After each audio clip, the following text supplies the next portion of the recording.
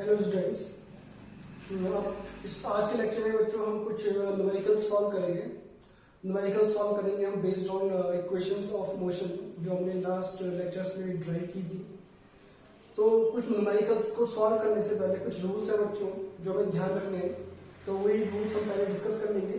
उसके बाद फिर हमारे पास कुछ न्यूमेरिकल्स प्रॉब्लम है, इनको हमें सॉल्व करने हैं। तो पहले हमें रूल को ध्यान रखना होगा। तो फर्स्ट रूल क्या कहता है बच्चों, ये रूल्स है बच्चों to solve the numerical problems based on equation of motion. ध्यान रखिए। पहला रूल बोलता है for an object starting from rest take u equal to 0। It means जब भी हमें क्वेश्चन में मेंशन होगा an object starting from rest, जहां भी मेंशन किया है किसी भी न्यूमेरिकल में मेंशन किया होगा स्टार्टिंग फ्रॉम रेस्ट, तो इस केस में हमें u 0 लेना है बच्चों। और u क्या होता है हमारे पास, u होता है इनिशियल वेलोसिटी। मैं नोट डाउन कर लेता हूं इक्वेशन ऑफ मोशन को। v is equal to u plus at। This is first equation of motion. Second होती है s is equal to ut plus half at square and third one is v square is equal to u square plus 2as। ये हमारे पास तीन equation of motion है बच्चों। तो यहाँ पे हमने मेंशन किया था u क्या होता है, v क्या होता है, a क्या होता है, t क्या होता है, s क्या होता है। तो अगर फर्स्ट रूल ये बोलता है किसी ऑब्जेक्ट क्वेश्चन में अगर object starting from rest given हो तो you can take initial velocity u equal to 0। ये ध्यान से समझना है आपको। सेकंड रूल बोलता है for accelerated motion take a equal to positive. अगर बच्चों एक्सेलरेशन है, एक्सेलरेशन मतलब बॉडी की वेलोसिटी इंक्रीज होती है, तो वहां पे जो आपको एक्सेलरेशन वैल्यूज गिवन होगी न्यूमेरिकल में आपको पॉजिटिव ट्रीट करनी है, आपको उसे नेगेटिव नहीं लेके जाना है। ठीक है बच्चों। थर्ड रूल बोलता है for retarded motion take a equal to negative value. मतलब अगर सपोज कोई रिटार्डेशन है किसी बॉडी किसी मोशन में, और we can say the velocity of body decreases with time, then we can then the value of this acceleration is taken as negative. उसको हम नेगेटिव ट्रीट करेंगे, पॉजिटिव ट्रीट नहीं करेंगे। अगर बॉडी की वेलोसिटी इंक्रीज हो रही है then we take it as positive value, and if the velocity of body decreases then we take the value of a as a negative value. Third rule, fourth rule, if an object stop after traveling a certain displacement take v equal to 0. If an object stop after traveling a certain displacement take v equal to 0. Suppose तो एक object move कर रहे हैं, कुछ time बाद वो stop हो गया after traveling a certain distance, then the final velocity of body taken as 0. तो आपको समझ में आ गया होगा बच्चों कि u0 कब लेने, जब ऑब्जेक्ट स्टार्टिंग फ्रॉम रेस्ट होगा, और जब बॉडी रेस्ट मूव करने के बाद वो रेस्ट में आ जाएगी, स्टॉप हो जाएगी, देन आपको फाइनल वेलोसिटी 0 लेके चलनी है। एक्सेलरेशन पॉजिटिव कब होगा, जब बॉडी की वेलोसिटी यूनिफॉर्मली इंक्रीज होगी, और वी कैन से जब यूनिफॉर्म एक्सेलरेशन होगा तब आप एक ही वैल्यू को पॉजिटिव ट्रीट करेंगे। And when there is a retardation, और we can say if the velocity of body decreases with respect to time, then we take the value of a as a negative value. Now moving to the questions, in properties को बच्चों clear करने के लिए हम कुछ numerical solve करेंगे ताकि आपको और से क्लियर हो जाए कि कब रूल कैसे अप्लाई करने होते हैं। फर्स्ट क्वेश्चन में आते हैं बच्चों में, an object starting from rest accelerates uniformly at 2 metre per second square, find its velocity at t equal to 10 second. तो बच्चों आपको यहाँ पे एक लाइन दिख रही होगी, an object starting from rest.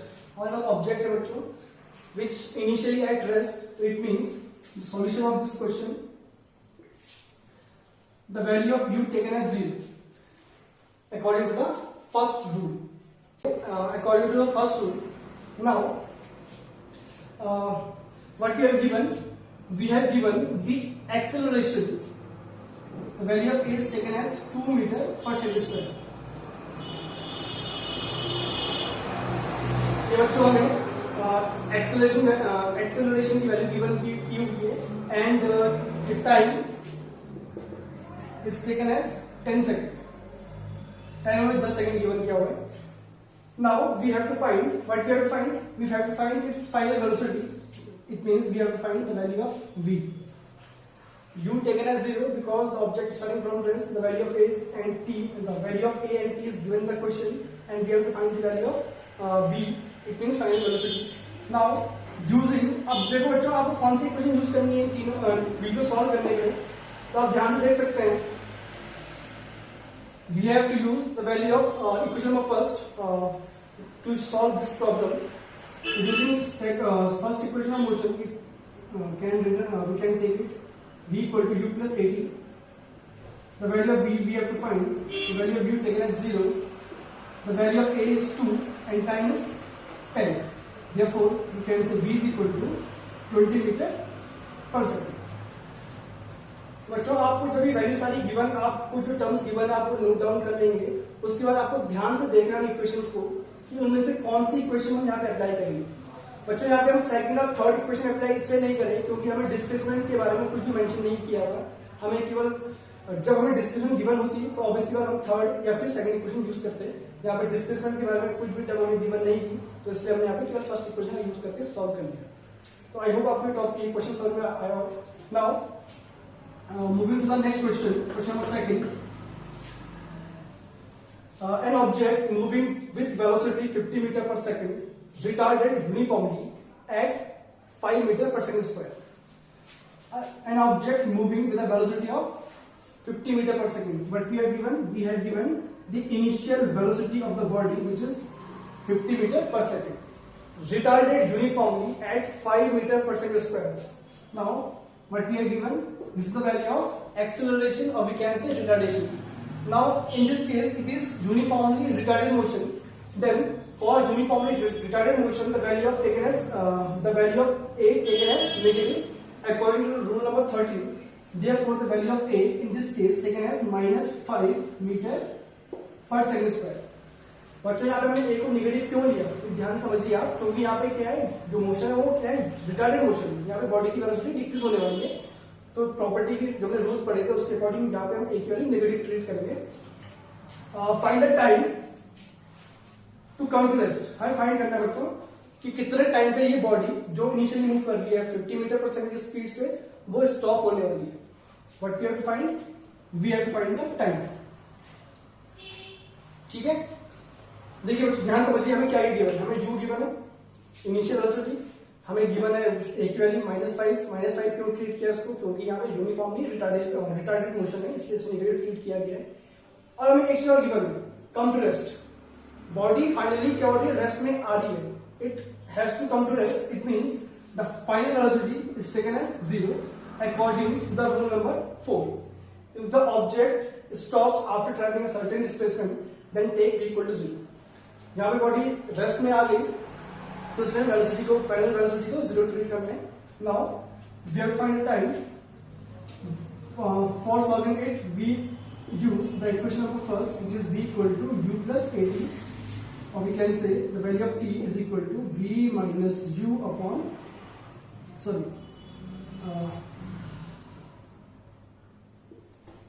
the value of v is taken as 0. The value of u is taken as 50. The value of a here is negative -5, so -5 into t. So you can see 5t is equal to 50 implies t is equal to 10 seconds. It means the body will stop in after time 10 seconds. Body 10 second बाद बच्चों stop हो जाएगी. इस question के according हमने solve कर लिया. Now इसमें आगे हम फर्दर मूव करेंगे. आगे also find the distance travelled in that time. हमें अच्छी ये भी फाइंड करना है कि इस डिस्टेंस इतने टाइम पे बॉडी ने कितना डिस्टेंस ट्रेवल किया. तो बच्चों हमें डिस्टेंस फाइंड करना है. डिस्टेंस फाइंड करने के यहाँ पर दो इक्वेशन है, सेकंड इक्वेशन भी है और थर्ड इक्वेशन भी है. आप कहीं से भी सॉल्व कर सकते हैं, आंसर आपको एक जैसे मिलेगा. तो हम समझ को पहले equation number third second apply करते हैं. तो we have to find displacement. तो s is equal to ut plus half at square. The value of u is given as 50 and the value of t we have just calculated, which is 10 plus half. ये minus लिखा बच्चों, minus से लिखा है क्योंकि यहाँ a की value minus है. So it's -5 and t square. It means 10 square. It becomes 500 minus 5 into 100 upon 2. Or we can say, on solving it becomes 250 minus, 500 minus 250, it is equal to 250 meter. तो बच्चों body stop होने से पहले 250 metre travel कर ली। ये तो हमने solve किया इसको using second equation of motion. इसी क्वेश्चन को, इसी पार्ट को हम यूजिंग थर्ड इक्वेशन में भी सॉल्व कर सकते हैं। कैसे सॉल्व करेंगे बच्चों, देख लेते हैं। Using third equation of motion, v square is equal to u square plus 2as। Now the value of v is taken as 0 because the final answer is 0. The value of u is taken as plus 50, 50 square minus 2 into 5 into s. The value of s we have to calculate. It means s is equal to 50 into 50 upon 10. As you can see, this answer becomes 250 meter. ठीक है बच्चों, ये हमारा 250 मिल जाएगा।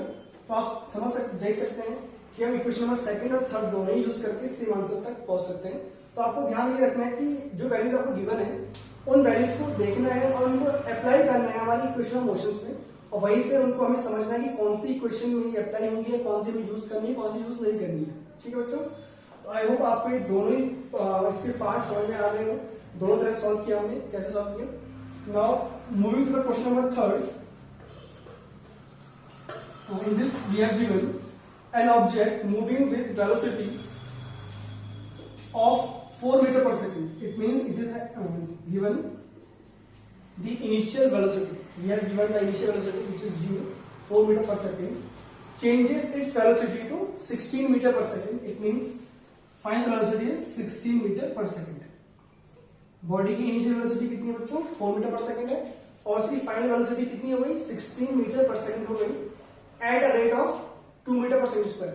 This is the value of acceleration.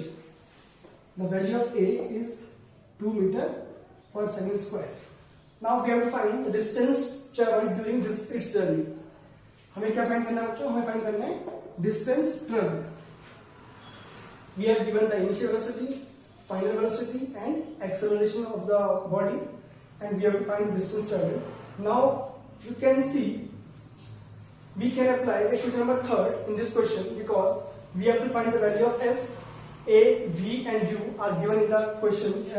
Therefore, using third equation of motion, v square is equal to u square plus 2as. V square, or we can say 2as is equal to v square minus u square, और s is equal to v square minus u square upon 2a. Now putting the values of v, u and a in the equation, we got 16 square minus 4 square upon 2 into 2. The value of 16 square is 296 minus 16 upon 2 to the 4. We can say 280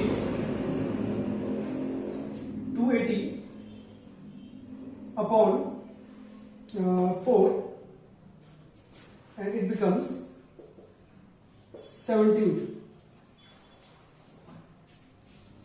तो ये है हमारा final answer.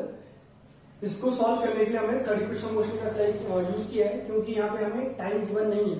Time given नहीं है, अगर time हमें given होता बच्चों तो हम सेकंड इक्वेशन भी अप्लाई कर सकते थे, बट अगर हम सेकंड इक्वेशन अप्लाई करेंगे, ध्यान से देखिए बच्चों, वहां पे एस भी अननोन है, वो भी हमें फाइंड करना है, और टी भी अननोन है, सॉल्व नहीं हो सकता। हमें एक इक्वेशन एक ही अननोन चाहिए, तभी हम सॉल्व कर सकते हैं। तो केवल ऐसी इक्वेशन थर्ड ही है जहां पे केवल एस एक क्वांटिटी है जो अननोन है, और बाकी जो रिमेनिंग 3 क्वांटिटीज है वो भी गिवन है। तो using third equation motion solve the value of displacement which is equal to 70 meter. I hope ये टॉपिक, ये क्वेश्चन आपको समझ में आए अच्छे से।